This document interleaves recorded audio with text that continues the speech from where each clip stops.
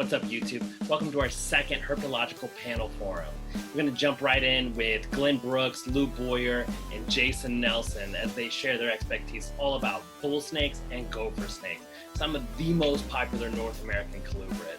It's really exciting stuff, guys. I really enjoyed making the video. Hope you guys enjoy the panel. If you want to see more of it, like this video, share it, and subscribe to this channel. I'm going to be releasing more video this out in a little bit of chunks, make it more digestible. But here's the whole panel from start to finish. Check it out. Welcome. So I'll introduce you guys first. I have Glen Brooks with Glen Reptiles. He's a breeder out here in California. Lou Boyer, who has a YouTube channel, Lou B747 on YouTube. He has a lot of great videos on herping all over the world, which is really fun. Jason Nelson, pretty prolific breeder with Envy Reptiles. So welcome, gentlemen. How's everyone today? Doing great. Yeah. Doing good. Yeah. Good. So we'll kick this off and we'll get started right away. So starting with Glen, but then we'll just go in a circle. So you guys all ask me or answer the same question. Tell me a little bit about yourself. What do you keep? What's your experience with reptiles? Then once we get all that out of the way, why gopher snakes or bull snakes? Like, why do you keep these? Are they your favorite? Are you drawn to them more than others? Why do you look for them? Any of that stuff, right? So Glen, let me know a little bit about yourself. You want me to include that last answer after the first ones? Yeah. Okay. Whatever you like. I kind of came into keeping reptiles from the pet side of it, not from field collecting, not from biology. Just kind of, I had a bunch of different pets I always liked, and snakes just became a fun pet that was easy to care for, fun to breed, and a lot of interesting things with genetics, with breeding them. And, you know, they only eat once in a while and they only poop once in a while. So much lower maintenance and fun to deal with. So that's kind of how I got into it. I've learned a lot about them from that point. Yeah.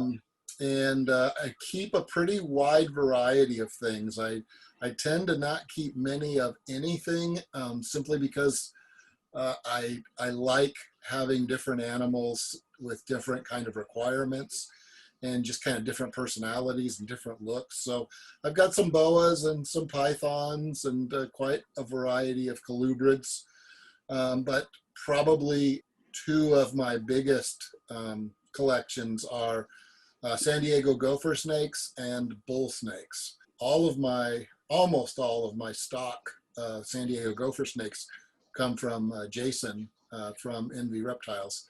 I originally got some from him and started breeding them, and then I did get a pair from someone else that I also integrated into my stock. But I've had people ask me about how do you get a great snake? You know, I'll have a baby snake and I'll be excited about it. It's the best one I produced all year. I take pictures of it and everybody says, I want that snake. I'm like, well, you're not going to get that snake.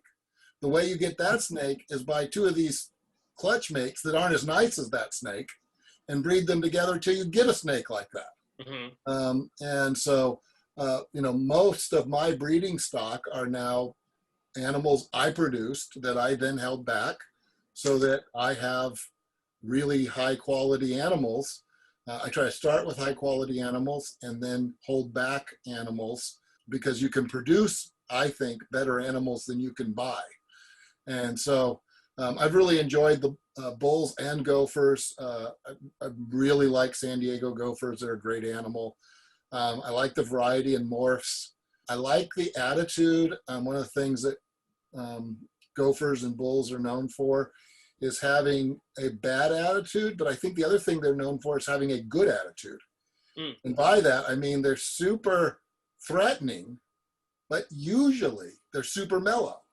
And so they'll hiss at you and they'll sometimes make a fuss, but you pick them up and they're the most calm snake in your collection. And so it's kind of a fun combination in a snake to have. And we'll, I want to talk more about that later too, so I'm glad you brought that up. Thanks, Glen. Lou, tell us a little bit about yourself.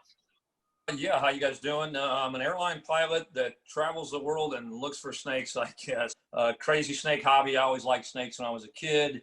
I have a few pet snakes. I don't actually have any gopher snakes this time, but I don't keep a lot of snakes. I just like to go out and find them. I don't know if that, you know, nothing against keeping them. Like I said, I have a few snakes. I like finding things. I don't know. So, you know, living in Southern California, there's a lot of gopher snakes around here. This year, I think I found probably 25 or 30. It's been a big year as far as gopher snakes go. And then I've traveled to Illinois and I've found some of the bull snakes out there. And yeah, that's my passion, just finding stuff out in the wild. And then the YouTube thing kind of sort of took off a little. And I feel lucky to go where I go. So I've sort of made it my goal to try and capture the passion or share the experience with as many people that want to watch, whether that's one person that's all, you know, stoked and excited to see it, or a million people on a video with a king cobra or something, you know, then so be it. But just to share with one person is kind of my thing. So I try and make a video that's watchable, that people, you know, feel like they're there, I guess. So that's me in a nutshell, I guess. No, that's terrific. And for those that haven't seen Lou's channel, LouB747, it's really a fun channel. You have a great perspective when you're out in the field. You know, there's a lot of guys. I could recommend a lot of YouTube channels, and I watch a lot of them, but you're very, very watchable. So if anyone watching this video on YouTube needs to subscribe to you as well. It's very entertaining. I don't know what it is. You know, credit to you for being naturally entertaining. Appreciate it. Yeah. Jason, tell us a little bit about yourself. I've always been into reptiles as long as I can remember. A lot of people think of me as a morph guy, which, yeah, I am, but I really am passionate about herping. I take several trips a year. I go to Mexico usually once a year to do herping. I love the animals. I love seeing them in their natural habitat. And I've always, since I got into this hobby of breeding snakes, in '96 is about when I got into starting to keep and breed snakes. And from day one, I wanted to always create something new. And so I'm always on the move. I'm always got projects. Almost every year I'll produce something brand new that's not been existent yet in a morph. So yeah, that's kind of what I do and what I like. And awesome. What is it that's drawn you to get into bull snakes and gopher snakes? Originally, I was a king and milk snake guy, right. And a good friend of mine, Rick Blair, a mentor of mine, I'd buy a lot of stuff off him. And one day he just had some albino sonorans kicking around, and I thought, oh, I'll try them out. Those are pretty cool. And I got addicted right away. There's something about pits that, I mean, they're bulletproof. It's hard to kill, you know, kill a bull snake or a gopher snake. They just want to eat, and I like what Glenn said about, yeah, they're kind of threatening and that, but they really are. Most of mine are just sweethearts, gentle giants. You always get one or two that's a firecracker, but my king snakes will attack me way more than my gopher snakes and my bulls and stuff. So I agree with Glenn a lot on that. For sure. Well, thank you, Jason. Yeah, in my experience, aside from finding the odd one at you know, out at my parents' house or something like that, I work at a rescue that has one that was taken from a construction site here in Southern California, and they're awesome. It's hard to describe exactly what it is, but they have like Jason said, I think bulletproof is a great way to put it. It's just, for a wild-caught snake, he's probably, and we got about 25-30 snakes in the facility, and he's probably my favorite of all of them, just because he's got a hell of a personality. I love him. So we'll talk about that a little bit. We'll talk about finding them in the field. So we'll start with you, Lou, since that's what your YouTube channel is all about. Where are they found? What's their habitat like? And for this, we'll probably mostly speak on gopher snakes, which I think is primarily in your range, but I know you've done some in Illinois too, so tell us about that. Yeah, living in Southern California, it's Southern Pacific rattlesnakes, king snakes, and gopher snakes are probably the three most common snakes. It sort of varies year to year. This year, it's been almost all gopher snakes, like probably 75% gophers to kings. Last year, it was the opposite. It was all kings and no gophers. And I don't know why that is, but yeah, here, springtime's the best time to go out. If you know where you're looking, springtime's the time to go. For the average person who doesn't know a lot about looking for snakes, they're, summers when they're out moving, on the roads and stuff like that, as far as crossing a dirt path or something. But if you know when to look, spring in Southern California after the rains, which we don't get a lot of rain here, but we get a little rain, they're underneath things, whether it be rocks or trash or pieces of plywood that people, lay out for them. That is the time. And it happens again in the fall a little, but spring, end of February to late April.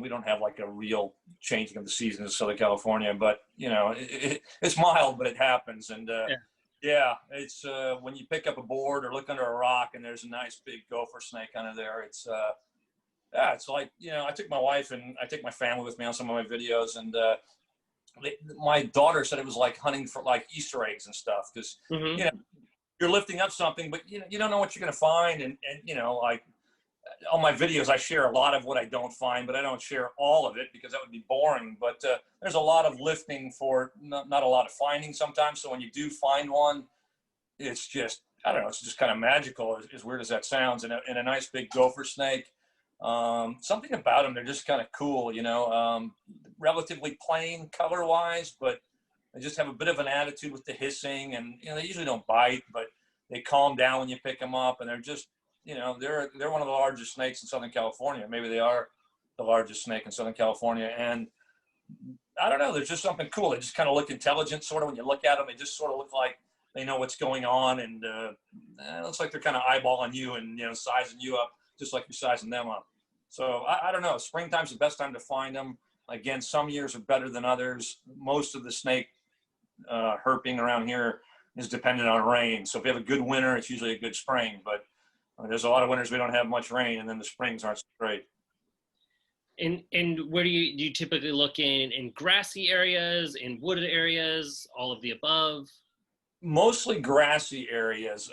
Almost all the snakes I find here are underneath some kind of cover out in the grassy areas. I hardly find anything underneath cover of canopy of trees, and most snakes, I don't find anything like that. I think they need to thermoregulate, and they need to have that change to get in and out. So sometimes at the edge of the forest, but when it's just canopy everywhere, when I was a kid, I thought, oh, that's where the snakes are. They're in all these trees, and that's where it's at. But that's not really where it's at. So it's sort of contrary to what you might think. But yeah, grassy fields are great if you have cover to look under. If you don't have cover to look under, I'm not sure you'd find one out there. It'd just be too hard to spot it.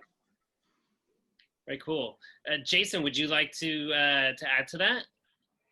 What have you found? Where have you been finding gopher snakes and bull snakes?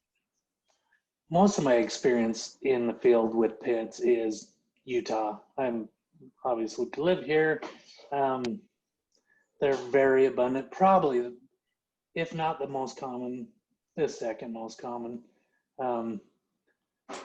I've in one night of road cruising, I've seen up towards 40 in height. That's unusual. Wow. That was counting road kills too, fresh road kills, but that's usually springtime when they're on the move looking to breed, and yeah, that scenario. But the Great Basin gophers, super highly variable. You can find lots of color ranges, even in the same areas. Southern Utah's got orange ones. We got yellow ones. We got grays, blacks. Out in the salt flats, 1 out of 10 in this area will look aneuphoristic. They're black and white, and I think that's attributed to the soil, white, salty sand. Yeah, they're just super variable, and that's what's so interesting to me about the Great Basin gopher snakes. I have found bull snakes in Kansas several times, Missouri, been to Southern Cal, found a few, San Diego's, and even Pacific's up north a little bit. Sonorans, I've been to Arizona a ton, herping, so I know Arizona really well too. Right on. if you're going out to find gopher snakes in the morning, where would you look for them, or morning or day? And then if you're going out at night, where would you look? Would it vary on the season, or what would you say for that? In the morning, in the spring, they're pretty active, but it's more evenings. And in the summer they'll become nocturnal. So road cruising is a really good way to find them. There is conditions that will bring them out more so if we get some thunderstorms, just some moisture in the air. Southern winds, for whatever reason, in Utah, gets them active. I think that's because they can smell more. You know, there's more smells in the air, and I think that's with all snakes. I found in Utah, the winds will bring them out a little bit.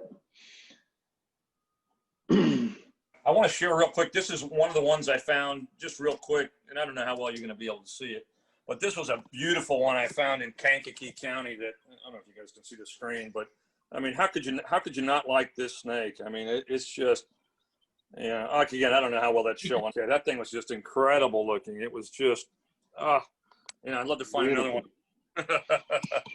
No, that one's definitely awesome. We talked a little bit about it too, that one of the easiest ways to find them is flipping things over. I know there's a lot of boards, debris, whether it's sheet metal or wood or blocks of concrete or big rocks. I want to talk a little bit about responsible field herping and stuff like that too, because I think all of us have a little bit of connection and desire for conservation as well of these animals. How important is it to return the environment exactly as you found it and leave it? I don't know, Jason, if you want to kick that off. Talk sort of about the responsible way of going about and doing this, not just going out and find as many snakes as you can and shaking things up, but what are some of our responsibilities when we go out there? Yeah, I mean, if you're flipping rocks, we don't have board lines too much like California. That doesn't work. It works a little bit here, but not as much. I like looking for milk snakes, and so I usually don't flip a lot of stuff in Utah. But in the springtime I will when I'm looking for milk snakes and stuff. But very important to put those rocks back how they go. I mean, you break the water seal, and then if I've seen a lot of habitat destruction, and it's very disheartening. So I think it's super important. I agree with you. Lou, is there any other thoughts you had on that? Yeah, being in Southern California, it's kind of a touchy thing because there's board lines out here. People set up board lines, and and I go to other people's board lines. Now, they're not on anybody's property; they're on public land. But I try and respect the fact that somebody else set those up. So if I take video, I'll either cut in video from somewhere else to throw people off, or I just won't show the horizon. Or if I show the horizon, it'll be from something else that's not even related to where.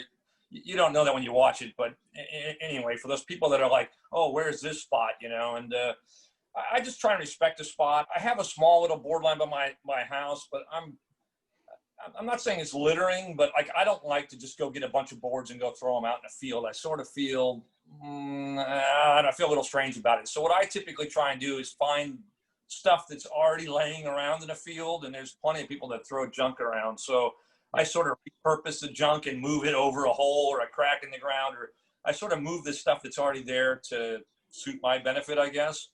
And, that way I'm not actually littering. I'm just sort of, taking advantage of the litter that's there. But yeah, board lines, it's with the, internet and Google Earth and all that, it's easy to find board lines if you know what you're looking for. And people get upset, like really upset. So I try not to rub anybody the wrong way. I try and respect the animals. I just want to show people how beautiful they are and let them go on their way, obviously leaving the place as I found it, whether it be rocks or boards or anything for that matter. And if I find trash out there that was, not mine, I just take it with me and throw it away. It just seems simple, but I live down by the beach, and it's amazing how many people just leave trash behind. I don't get it. It seems so simple not to, but I don't know, lazy, I guess. No, exactly. It's lazy. Littering is definitely a pet peeve of mine. That it drives me insane. And I feel similar. I'll go outside and I'll see, on certain trails, and there's boards lined up and hidden over, and it's just it's interesting. And it's cool that they're looking for snakes, but at the same time, it does feel a little bit like they're spoiling nature, right? Like the snake didn't build the plywood sheet to no. And sometimes, I'm sorry if I interrupted there, but sometimes like it's easy to find them that way, and it's still fun to find them that way. But finding one on the crawl at night, going across a road or out in the field, just in the grass is 100 times cooler feeling when you find one like that than flipping one. Now, don't get me wrong, I flip snakes all the time, but otherwise I would hardly see any, and I wouldn't video anything because most of the time I wouldn't find anything. But seeing one out in the open is it's awesome. Yeah. Nice. And Glenn, let me get you involved on this too. So let me ask you this. So can I just go out and if I want to go for snake as a pet, can I just go out and find one and then take it home? What should I do that? Well, I think there's some laws in different states that require have certain restrictions. I know in California you can't pick up a snake unless you have a fishing license. Right. And only certain species you can take home. So that would be legal in California, but you would be bringing home a snake with potential issues and pulling one more out of the wild to keep from producing others. It seems like buying one, if you want a pet, buying one that is captive propagated is a better choice for the animals. But I think probably all of us have caught and kept snakes from the wild since we were little kids. And that's part of what got us excited about it. And there's something, about the having new genetics into a breeding system from a wild caught animal. And so there are advantages and disadvantages, but for the most part, when you use the word pet, I think captive bred is probably the best way to go about having a good, healthy, adjusted pet snake. Yeah, thank you. It's a funny topic because for a lot of us, if we keep snakes from Indonesia or Brazil or another country, we say, oh, well, that's a wild caught, it's an import. But we realize the importance of having that bloodline, new bloodlines and breeding groups and breeding programs, stuff like that. But you don't think of it with snakes that are local because someone's still got to catch it. It's not it's not the Fish and Wildlife Service saying, okay, these are the snakes that are allowed to go into breeding programs. It's folks with fishing licenses and sale permits who go out and do it themselves.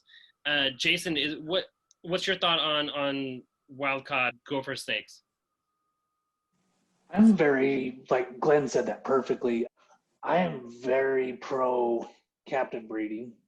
I think you're getting a better quality of animal. I do like, I'm like Glenn said, we all have took something out of the wild, and I'm older now and I'm wiser, and I rarely will take anything from the wild anymore, unless it's an exceptional or a freak morph or it's a special locality, something special about that locality. Then that I can start a project or add new blood in, then I'll and that way you can offer something captive bred from these unique area. I am 100% against people that catch snakes in the wild and sell wild snakes. There's a big difference between taking an animal or two, adding it into a collection and working it into your collection in a captive breeding program. But there's people out there that catch snakes in the wild and sell wild caught snakes. I'm 100% against that. I don't think people should make money off Mother Nature that way. I think that's well put. Yeah, exactly. Both you and Glenn and Jason, thank you guys. We have to remember it's a finite resource, right? So even though there is room for it, if it becomes a cash grab, eventually they will run out. Even though obviously now there's plenty of them. So awesome, thanks, Jason. Let's stay with you. How can we take what we know about their life in the wild and apply that towards better husbandry in captivity? Just studying and learning the animals in the wild. I mean, you can learn a lot that way. Like, what temperatures bring these animals at? What temperatures are they active at? You know, you can learn a lot from. So let me jump in right there. What temperatures are these animals active at? I find in my collection and in the wild, like road, you know, if I'm out road hunting or road cruising, or I'm gonna go look for animals in the wild, I like to keep my snake room at 78 degrees.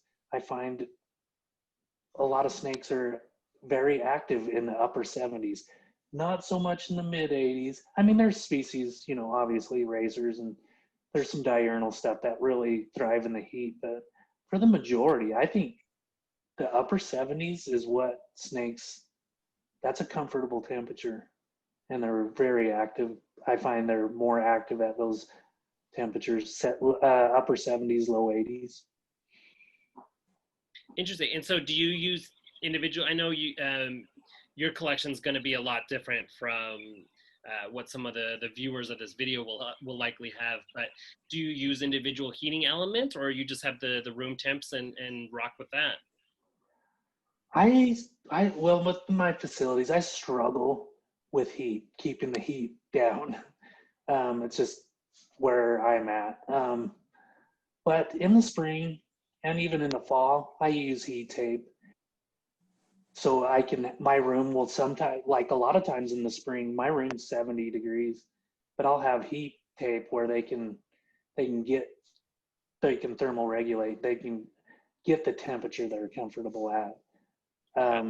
It does, and I found that having a hot spot,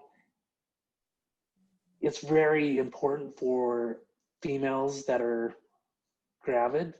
I think it's very important in development of eggs. It's not 100% necessary, but I found that they do better if you can give them a range of temperatures, the hot spot. Yeah, I would agree with that. And it seems like with most of my pets, I'm always happy to see them off of the heat after they haven't eaten.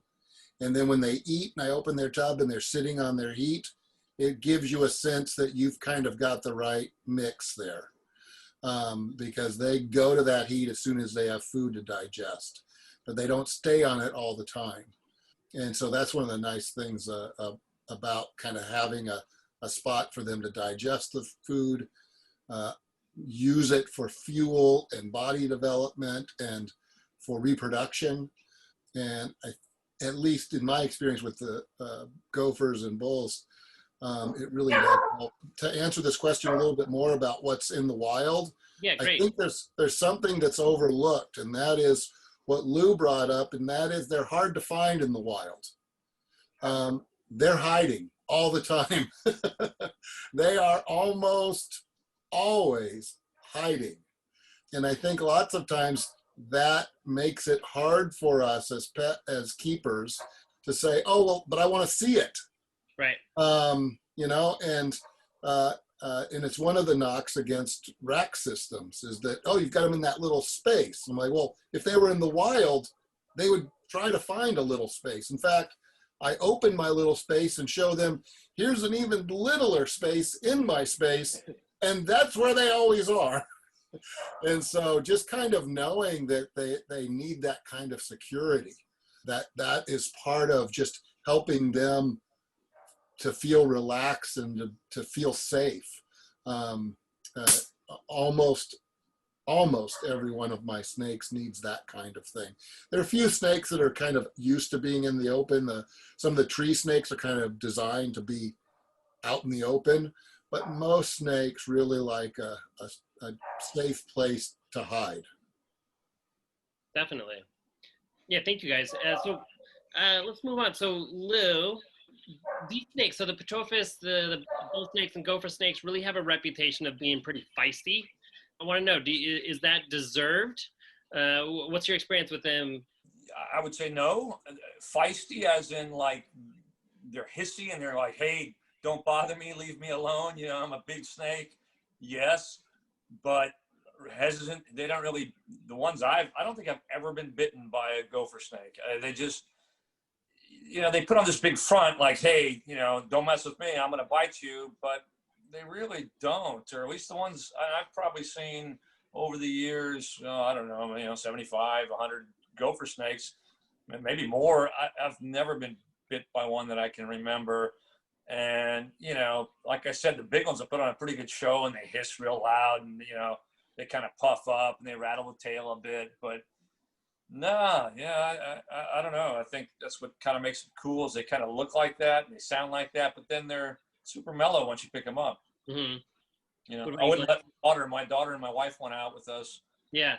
As well. And we found a decent size 4 or 5 foot one. My daughter's 13 and she goes, oh, Dad, can I pick it up? I'm like, yeah, go right ahead. And she just wild snake, just grabs it, puts it around her neck. And, could she get bit? Yes. And would it be the end of the world? No. But I just know the odds are it's not going to bite her. So, and she respects it enough not to grab its head or, do anything threatening. And, they're just, they're pretty mellow in my experience, in a cool way. Yeah, I think it's the hissing that gets people. Yeah. I bring my grandkids in here, and I've got one grandson that every time I open a tub, he says the words, I hope it's not a hisser. No matter what. I said, I'm not going to show you any hissers, okay? So don't worry about it. Every time, I hope it's not a hisser. And it's just that sound that scares, it just kind of gets you nervous. And yeah. And I think another aspect of their look, they've got that brow that looks like they're mad at somebody. And then they also have keened scales, which we associate with rattlesnakes. And so I think that also gives it a look of, ooh, it's dangerous. Yeah, that's all right, not to cut back in, but yeah, it's funny. It reminds me in Hong Kong, I see Chinese cobras a lot. And they hiss like crazy too, and they'll stand up and hiss at you, and it will definitely get your heart racing if you've never experienced it. And the same thing happens with the gopher snake. It's like, oh, this thing's, it means business. And even the cobras there, they'll if they strike at you, they'll actually headbutt you with the top of their head. They're not looking to bite you. And the gopher snakes are the same. They don't want to bite you. They just want to kind of scare you away, I think. Nice. What do you think, Jason? Yeah, I agree with these guys. I think that I think bull snakes, gopher snakes, they're kind of rattlesnake mimics. They'll rattle their tail even. And I have them in my cage and people are like, what's that? It's rattling its tail. It's trying to scare you away. They will put on a show and try to deter you from bothering them. If that doesn't work, they usually just flee. They'll turn and flee. But yeah, like Lou says, rarely do you get a bite from a gopher snake. And they're very indifferent from like a king snake, where a king snake, you could be just holding a snake and they'll just turn their head and bite onto you. Gopher snakes, they have to strike to bite, and they don't really, usually they don't even bite. They bump into you, and it's just a lot of show, in my opinion. Thank you. Let me move it sort of in the same direction. And this is just kind of a personal thought that I wondered about. And we'll stay with you, Jason, and see if you want to weigh in. Sometimes I see people posting videos of bull snakes doing a lot of hissing and making a big fit. Do you think that sends a wrong message? Is there anything of concern there? I think I do think a lot of people think that's pretty cool. And I don't know what the right word for that is, but it's like they want something that's big. I get a lot of people that, do you have a mean bull snake? Because that's what I want.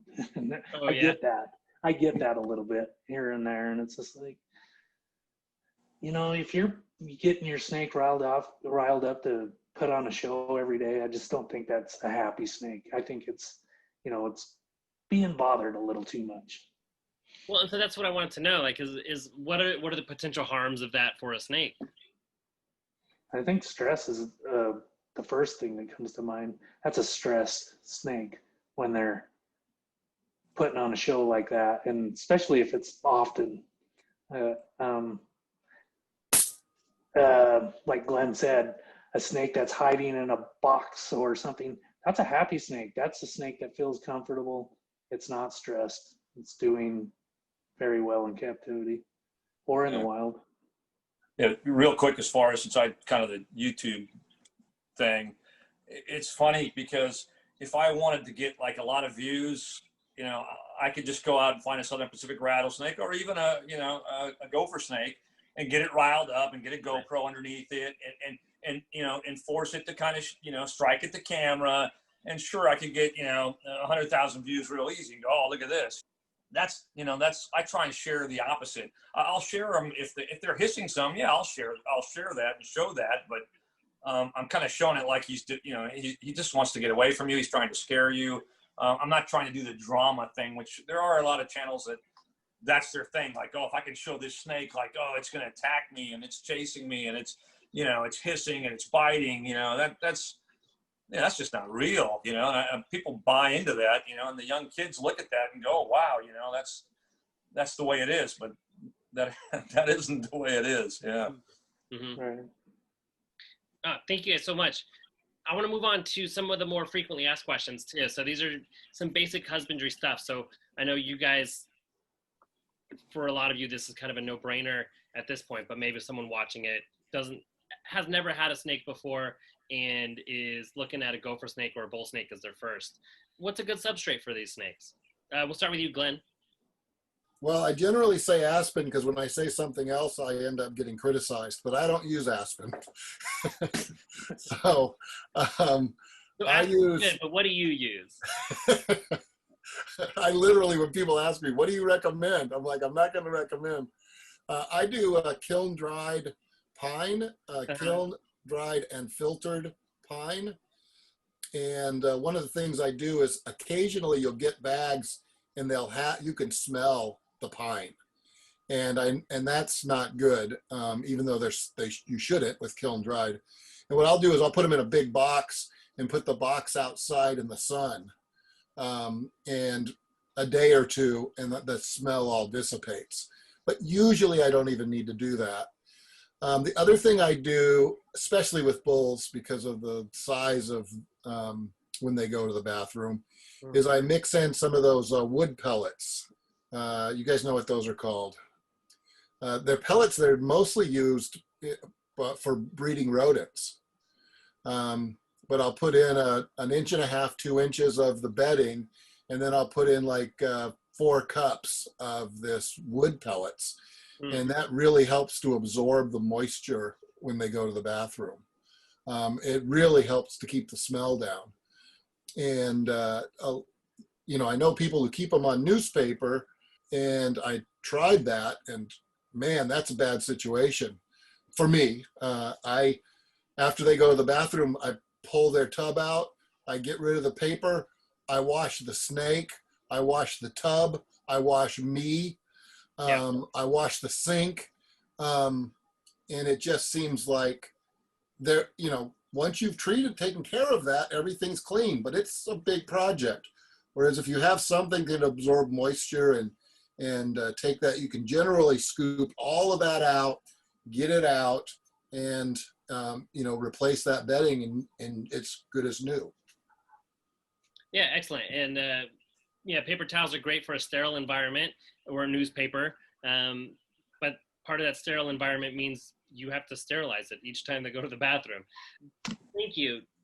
Jason, what sort of enrichment items do they need? Do they need to burrow or climb? What do they need in the way of hides or humidity hides? They're a terrestrial snake for the most part. I do have some. I use aspen. I want to try what Glenn talked about. I know those pellets, and I've used them for rodents before. That's a good idea. I might have to try that.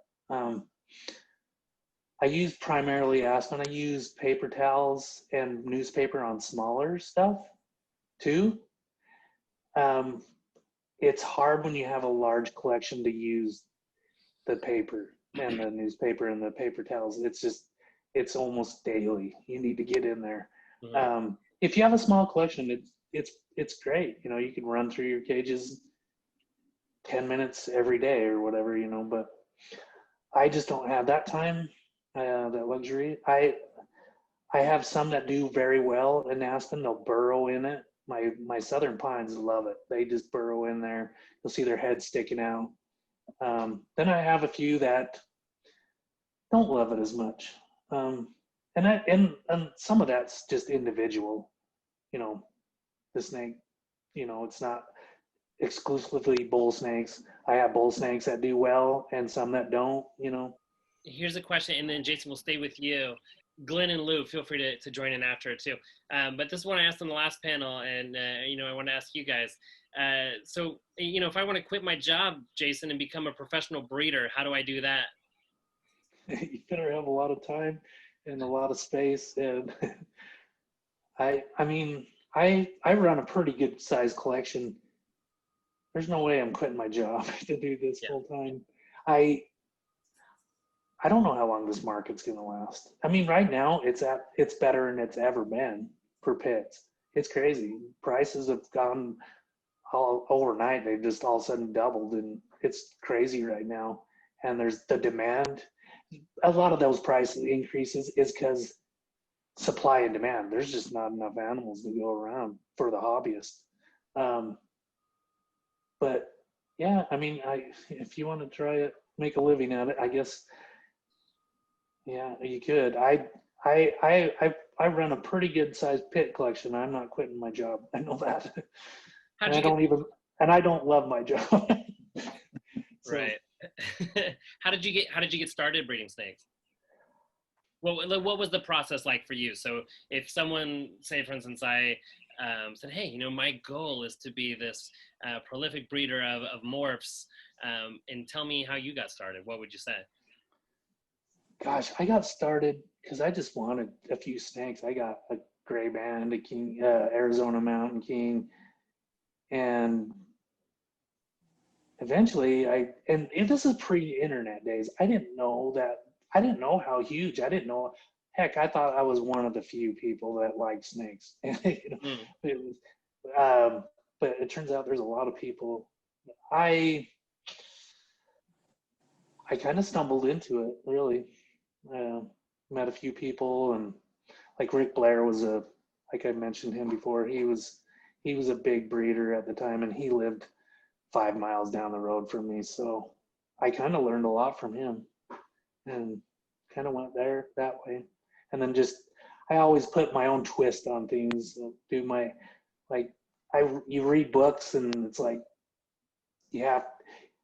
especially back then, you would read books and you're like, oh, you have to do it this way. Yeah. It turns out there's a lot of different ways to do this, and not all those ways in those books were exactly accurate either. So you learn a lot over time. I've learned a ton. If that's a legitimate question, that this idea of, you know, I want to quit my job, step number one is don't. That's the first answer. Unless you want to really hate keeping snakes, because like everything, you know, as soon as you have to do it, it's not that fun. But I really do think there is a prescription that would increase your likelihood of being successful on the income end of it. But you have to sacrifice certain things you love. Like, there are animals I keep that aren't worth much, but I love them and I enjoy them. If I was just doing this to make money, I need to get rid of those animals because they are a wasted resource. And so my advice would be, number one, plan on quitting your job in 10 years. And number two, take about $10,000 and buy expensive snakes that breed easily. And then every year, get more. You can find expensive snakes that breed reasonably easily. And you will get more money out of it than you put into it. Assuming you don't lose them, assuming you don't have a catastrophe, assuming you don't happen to buy one that has a genetic defect, but just building your collection. That's what I bought, a couple of snakes and bred them, and then took the babies and traded for a couple of more and traded those babies, and I've done that for 20 years now. And I've got lots of stuff now. But I remember when I bought my first snake that cost over $100. $125, and I bought 2 of them. And I thought my wife was going to leave me. You didn't tell her, did you? No, I didn't. I lived in fear that she might find out that I had recklessly spent $250 on a pair of snakes. I'm at a place now, and I've got a pretty big collection where if I'm only selling a snake for about $100, it's not one that's very profitable for me. Right. Because it costs the same amount of money, essentially, to feed $100 snake as a $2,000 snake. There are other factors like sizes of clutches. Some animals produce small clutches, only breed every other year. Some animals are bigger, so it costs more to feed them. But if you start, you have to basically treat this like it's, some sort of cattle industry, and look at the snake as a value and what you put into it and what you get out of it. Do you guys have time for a question for both of you guys, real quick, Glenn and Sure. Jason? I breed snakes. I have just a couple snakes, but obviously it's expensive to feed snakes. Now maybe you get a deal on all the mice and all that, but do you try and sell the baby snakes ASAP so you don't have to feed them for all the, is that the goal? Is that okay? Yeah, and less work. You gotta have. Yeah, it's not the money. It's not the money. It's you want to simplify your work. Yeah. Okay. It is expensive. I have a $6,000 rodent bill sitting on my shoulders right now, and yeah. How long does that last you? That's a good chunk of the year, obviously. But yeah, it's luckily I have a rodent guy that's a good friend of mine, so he helps me out tremendously. So I'm lucky that way. Those of us that breed a lot either are the rodent guy or have a rodent guy. Yeah, I've done both. Thankfully, I have a rodent guy also, because that's a whole new responsibility and job. I would imagine. The rodents are way more work than the snakes. Yeah. What do you feed hatchlings compared to what do you feed an adult, Glenn? Babies come out for my San Diego gophers eating large pinkies. Bull snakes will eat a large fuzzy coming out of the egg. And then as adults, usually my San Diego gophers, I'll feed a large or jumbo mouse, probably a large mouse for a male, a jumbo mouse for a female. I also feed chicks because chicks are inexpensive. Day-old chicks, you can buy them. If you find the right source, the places that are hatching baby chicks, they immediately pull out all the male roosters because they're not going to lay any eggs. And so you can get them very cheaply for half to a third the price of mice. Right. And so I do feed my pits chicks probably half the time, if not 2/3 of the time. And an adult bull might eat 6 baby chicks, adult female. So small adult rats for a full-grown bull. Cool. Jason, any difference on that? Pretty much the same. I've recently started using chicks as well. I just think there's not a lot to them, they're just not very dense.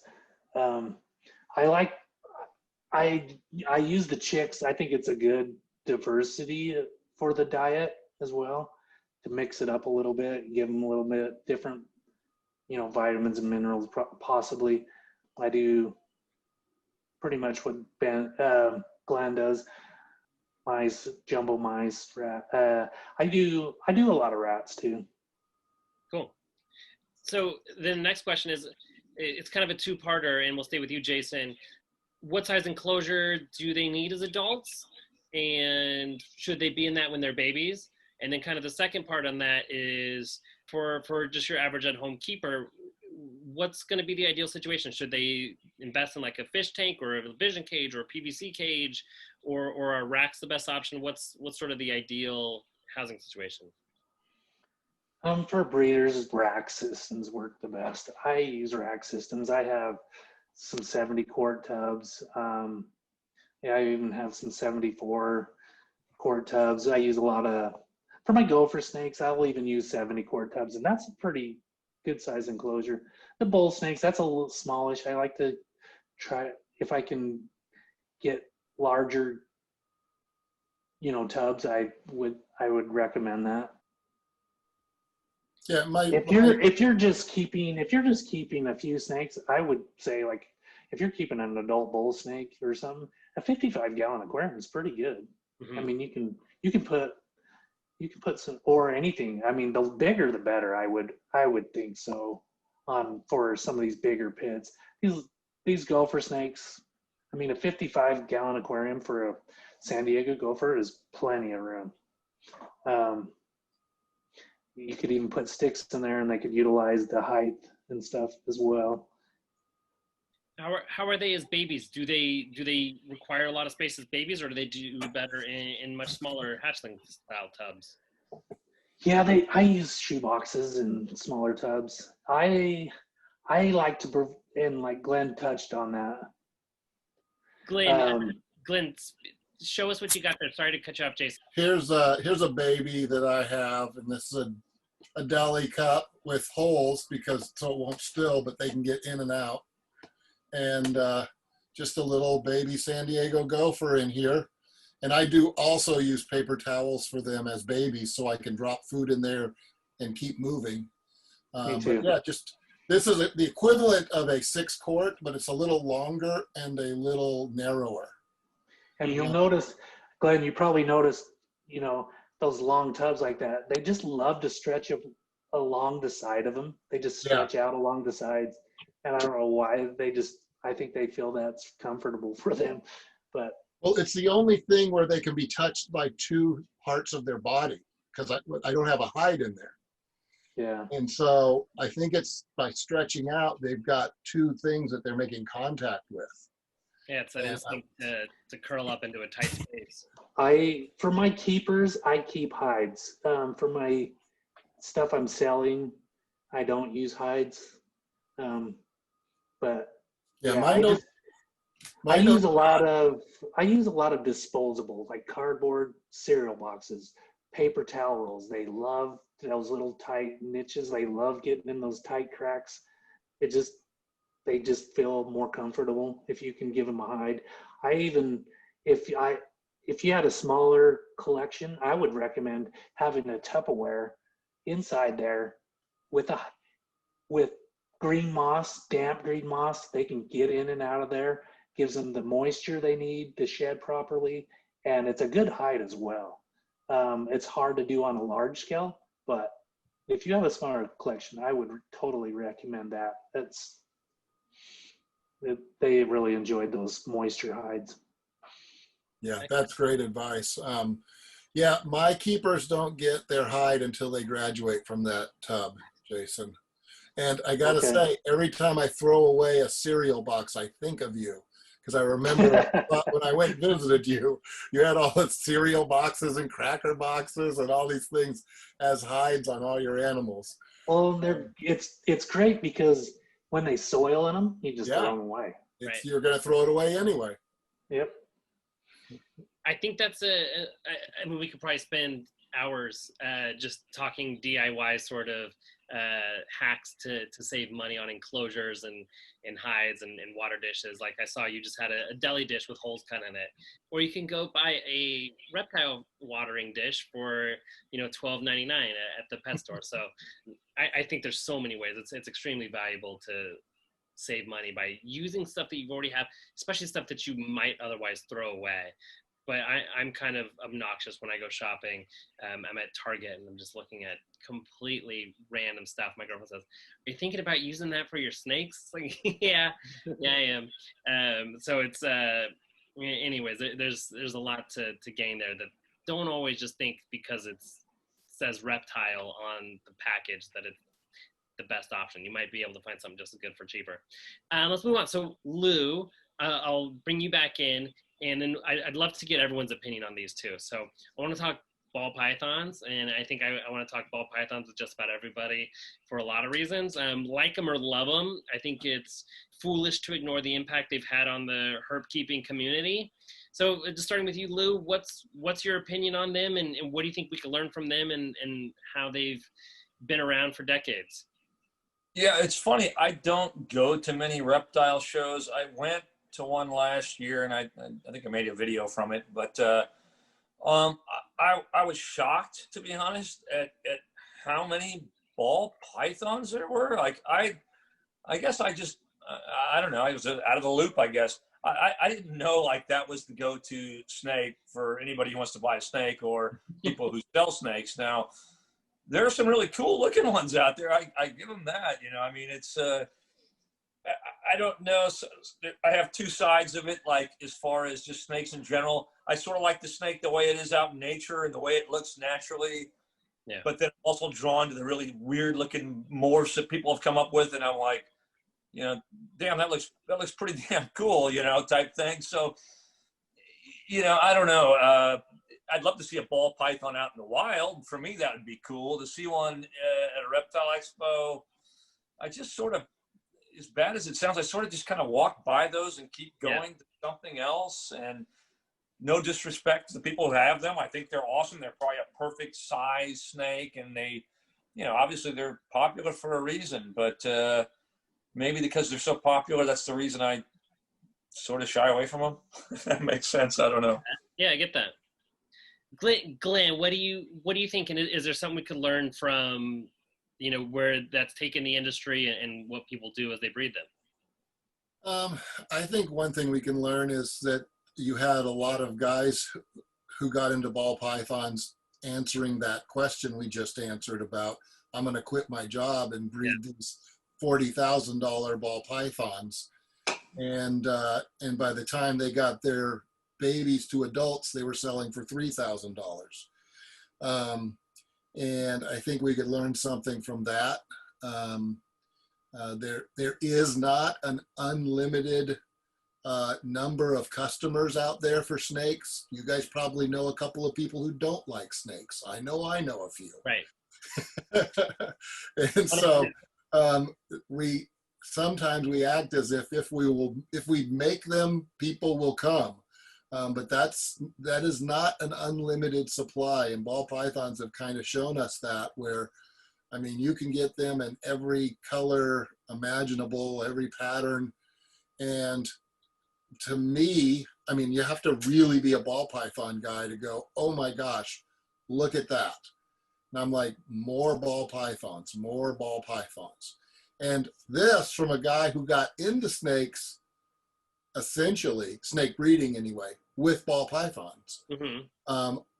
The first snake I ever had as a pet, other than ones I caught as a little kid, I remember the pet store person putting it in my hand, and it was a little baby ball python rolled up in a ball. And I remember shaking as I held it because it was a snake. Yeah. And so I raised that guy up, and this was before there was a morph for ball pythons. And I raised that guy up. I loved him. He was a fun snake. I ended up buying a female from the classified ads in the back of the newspaper, because that was the only way you could buy them back then. And bred those together. It was my first breeding success, and I was hooked from there on out.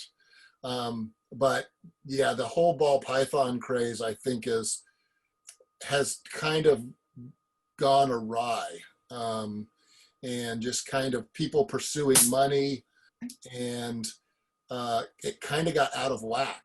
And it's almost like it's a whole different world, different market, different world, different thinking about what something's worth. Mm-hmm. And it's coming back to earth, but I think we can learn that we got to be careful about those kinds of things, that people need to not be putting a second mortgage on their home so they can buy the latest morph, because that's going to make them a millionaire. Yeah, great input. Jason, what do you think? They're neat animals. I'll never own one. When you're dealing with snakes that are thousands and thousands of dollars and they don't breed for you, it's a business. That's a business when you're dealing with those expensive animals. I can't imagine it being fun when you're stressing out because you just lost a $30,000 clutch of eggs or whatever. I kind of think that those people are just, I mean, yes, I make money off snakes. I do. I just think when you're dealing with those high dollar stuff, it's not as fun. It can be probably when you make a lot of money. But if you don't, you're probably hurting. And especially if you put a second mortgage on your home. I kind of feel like hognose are the colubrids of ball pythons. They're the same way. And I see the way a lot, I'm not singling anybody out or per se, but I just think that they push those animals. I've seen the temperatures they keep them at. They feed them every 3 days. They weigh them. They have all the, I don't know. I think some of that is a little bit of abusive to animals when you're breeding an animal at 18 months old. And, you know, I don't know. I'm a little turned off by it, but no, nothing against anybody that has ball pythons. I have many friends that are ball python keepers and breeders, but it's just not my thing. Yeah, it's basically an approach to treating the animals like livestock. Right. Yes, agreed. And I think that's a great point, and I want to keep it moving. Absolutely, if someone is considering getting into it and breeding and stuff, there's a way that works, and there's a right way to do it, and you kind of have to decide what it is that you're going to pursue. And thank you guys for mentioning that, because I think the reason why we all got into these animals is because we like animals. At some point, even if it is your business and they are inventory, kind of have to remember that those inventories also have lives, and hopefully some people put some value to that. So thank you, Jason and Glenn, for both bringing that up. Hey, yeah, I only keep snakes I like. I don't have, well, this snake's really worth a lot of money, so I'm going to get into it. That's not how I work.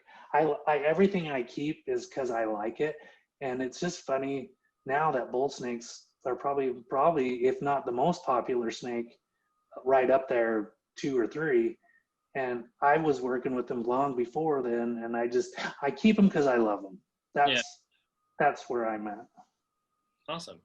And so we'll stay with you, Jason. Let's discuss bull snake and gopher snake morphs. What's on the horizon for these snakes? Is it all about, and tell us like what consists of morphs too. I mean, you don't have to break down each one, but is it all about, what do you think is most popular? Is it all about color? Do people look for patterns? Do they want lineage? What is it that is trendy? Right now, anything patternless is pretty trendy. Anything with exanthic is pretty popular. Albino patternless bull snakes, man, I wish I could produce a couple hundred of those things, but I only produce, handful. But people are not, whatever reason, they're beautiful too. But that's a big craze. But I'm always working on something, and every year, I mean, you think that you're going to run out of stuff to create, but I keep finding new things. I got the wheels turning on a bunch of stuff, so I'm looking forward to the next few years on that. But I'm always looking. What's that? What's on the horizon? Is there anything you can share, or any sort of targets or anything that you're thinking, either specifically or broadly?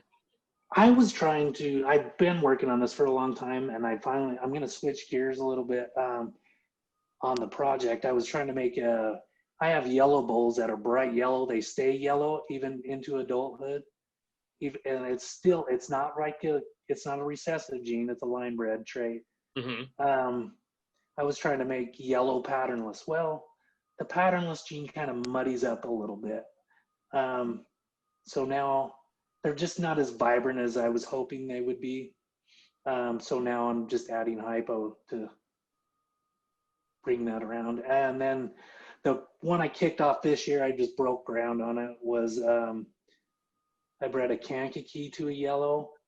And the yellow is pretty reliable. It comes through first generation, but it's the second generation that's gonna pop. So I'm gonna call them bumblebees. They're gonna be black and yellow bulls, and I think they're gonna be not crazy expensive, but they're gonna be super vibrant, and I think they'll do well in the market. That's awesome. That sounds cool. Glenn, what about you? What do you think is what's up with bull snake morphs? Jason's the man with all of that. It just made me think back when he was talking about how he loved pits before they were popular. And I remember going back to your old NV website years ago and looking and thinking, these snakes are so cool. Why does no one keep them? There must be something, there's something wrong with them. They're really mean, or they're hard to care for, and I couldn't figure out why they weren't more popular. I ended up getting some, and then I was even more amazed they weren't more popular. And then after I've had them for a while, they suddenly became popular. And it's one of the things Jason says, keep animals you love. And animals that you love, there's a reason you love them. They make good captives generally. Those animals will keep coming around in the market. People will keep coming back to good animals. It's the ones that are, oh, this is the latest, greatest thing, but they're really hard to keep alive. Those will go away and won't come back. But things that people really like, they just keep coming back, and the price may drop for a few years and come back. The one thing I think that is missed in most of the market that is focused on morphs, I believe it's true of ball pythons, I know it's true of corn snakes, and I believe it's also true of pits, and that is people seem to be too focused on the genetic morphs and not focused enough on the quality of the look of the animal. And that's the line breeding element that Jason brought up. So you can have two snakes with the exact same genetics. One looks fantastic and one looks like trash. And they're the same price. Define what you mean by looks like trash. Well, it is beauty in the eye of the beholder, but I'll describe it this way. One will be high contrast, sharp colors. The other will be dull and blurry and not distinct. It just doesn't, or it may not have as much color, but they're all the same genetics, but they're different qualities of animal. And I think people don't look at the quality of their animals. And that's why when I got stuff from Jason, he told me about, this is the background of this one, this is what the parents look like. And so I got quality animals, and then I produced quality animals. And then out of my quality animals, probably 7 out of 10 are quality. And then 3 are like, they still have good genetics because they came from good animals, but I wouldn't buy them. and those the ones you're talking about that aren't high quality, they can produce high quality still, though. Yeah. They still can. But it just surprises me how much people don't pay attention to the quality. It's like, I can get that same genetics over here for this much. And you look at the animal, it's like, is that even the same kind of animal? Right. And so I think the line breeding element of morphs is something that's been ignored for a long time. I've got morphs that are these genetics, but it looks like this, as opposed to I just have these genetics. And so I do think that that's going to have more of an impact, because we're kind of, in many ways, I think we're kind of morphed out. It's like, yeah, there's a lot of morphs. They have a lot of different looks. Not that we're not going to discover more. I just mean, I don't know, you know, any of the ball python morphs. I don't know half of the corn snake morphs. You know, there's just so many of them. So somebody tells me it's a this, a this, a this, a this, and I'm like, I don't care. What's it look like? Yeah. And so I think there's going to be a little bit of a more, I'm trying to produce these genetics that look this way. And so it's almost the cross of morphs, line bred. Awesome.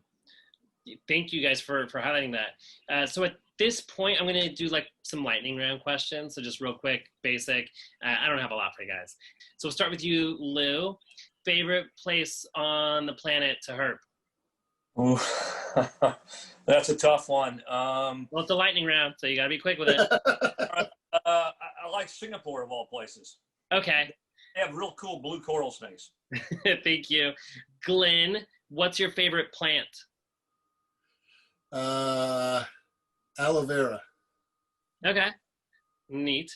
Jason, if you could only keep one, I'll say herp, not just reptiles. You could do amphibians and even spiders. One species, what would it be?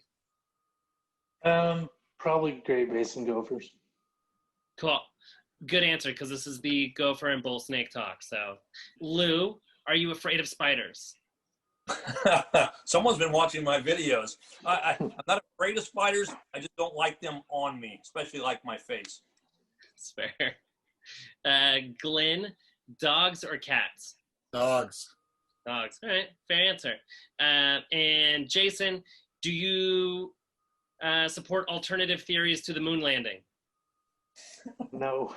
That is the correct answer. All righty, thank you. Steven, lightning round. Earth, flat or sphere? Sphere. Okay. I'm a pilot, so you can't ask me that one. So you've seen the edge. I've seen I've been over the edge. Yeah. It's just mountains. You can't fly over those mountains. Yeah, that's right. Good Lord.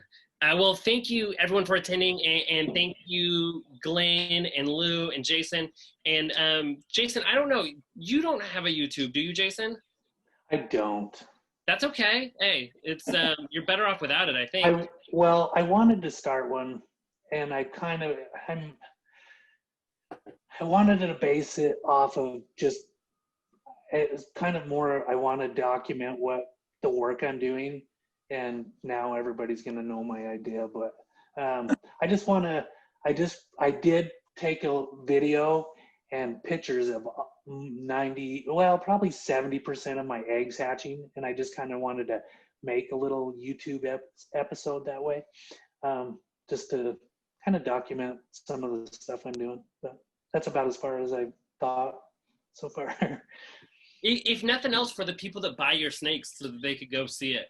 And I know I subscribe to Glen Reptiles on YouTube too. So if you're looking for some hatchlings, he's got them on there. And I subscribe to Lou B 747 for some really fun herping videos. And we're herp panel forums. So you guys, thank you very much. Pleasure having you guys on. You guys were really fantastic. So thank you all. And hopefully we'll see you guys on the next one.